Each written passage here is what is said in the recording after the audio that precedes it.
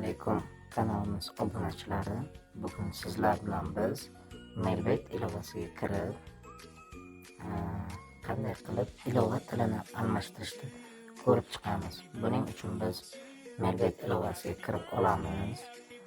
Kirib olganimizdan so'ng mana qarab turibsizlarki, ichkarida to'liq barcha yozuvlar rus tilida qilib ko'rsatilgan.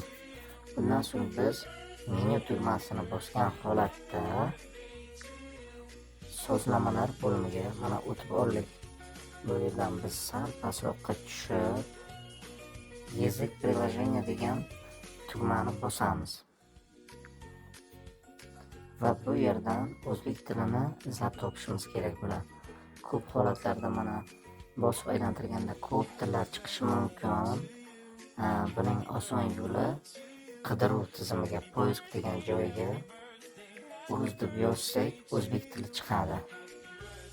Qarabsizki, bu yerda bizga rus tilidan o'zbek tiliga o'tkazish uchun ikkita tugma beriladi. Birinchisi hozirning o'zidayoq ilovani yangilash, keyinroq biz hozirning o'zida yangilab olish uchun перезагрузить сейчас tugmasini bosamiz. Ozgina vaqtdan so'ng ilova o'zini qayta yuklab oladi va bizlarga mana qarab turganlaringizdek o'zbek tilida ilovani to'liq o'tkazib beradi.